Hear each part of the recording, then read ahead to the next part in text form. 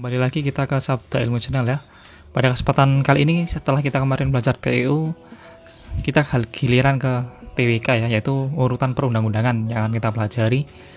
Ya seperti kita ketahui ya, mungkin bisa jadi nih soal juga sebagai menambah wawasan kita ya untuk materi-materi tentang perundang-undangan. Nah, sebelum ke sana kita kembali refresh kembali yang disebut dengan undang-undang.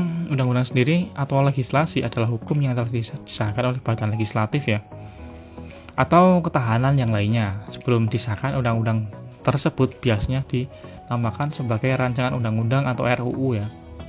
Nah, kemarin juga di waktu undang-undang juga kita singgung ya bahwa namanya RUU itu diajukan juga oleh DPR dan juga presiden itu bisa mengajukan RUU ya teman-teman.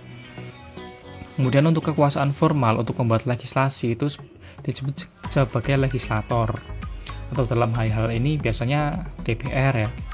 Nah, legislatif seperti itu. Dan yudikatif di sini memiliki kekuasaan formal untuk menafsirkan legislasi atau mengkaji dari legislasi itu sendiri. Dan eksekutif bertindak dalam batasan-batasan kekuasaan yang telah ditetapkan oleh perundang-undangan. Atau eksekutif ini eksekutornya ya. Seperti itu teman-teman. Langsung saja untuk urutan perundang-undangan sendiri itu mengacu pada UU nomor 12 tahun 2011 ya.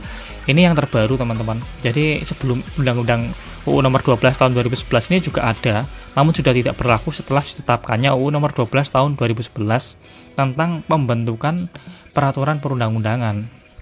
Jenis dan hierarki peraturan perundang-undangan sesuai dari urutan yang tertinggi adalah yang pertama UUD 45 teman-teman ya di sini ya. Ini undang-undang paling tinggi, diikuti yang kedua yaitu TAP MPR atau Ketetapan Majelis Permusyawaratan Rakyat. Kemudian yang ketiga yaitu undang-undang atau peraturan pemerintah pengganti undang-undang UU atau Perpu yang disahkan oleh pemerintah. Kemudian peraturan pemerintah atau peraturan presiden, PP atau Perpres di sini. Dan juga yang terakhir yaitu peraturan pemerintah daerah Perda provinsi atau peraturan kabupaten atau kota ya. Jadi ini seimbang ya untuk yang perda atau kota kabupaten di sini. Nah, selain itu juga terdapat beberapa undang-undang yang lain ya, yang sebenarnya ini juga masuk dalam ranah dari undang-undang itu sendiri. Di sini dijelaskan selain jenis dan hierarki tersebut, masih ada peraturan perundang-undangan yang lain yang diakui keberadaannya. Peraturan perundang-undangan yang lain ini mempunyai kekuatan hukum mengikat sepanjang diperintahkan oleh peraturan perundang-undangan yang lebih tinggi atau dibentuk berdasarkan kewenangan.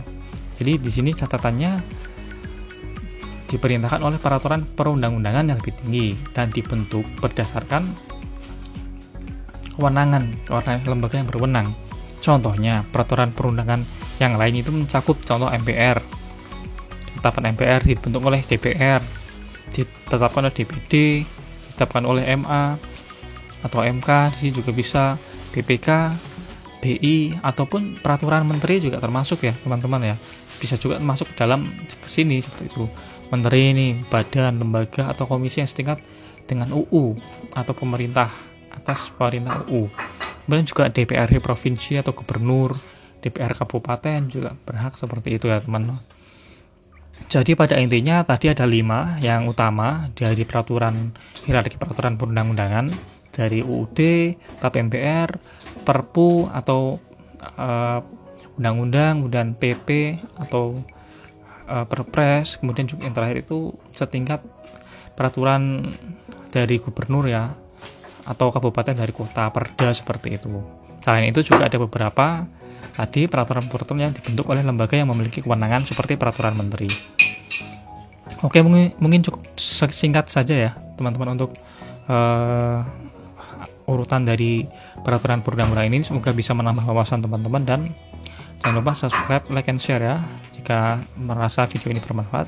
Dan terima kasih, sampai jumpa kembali.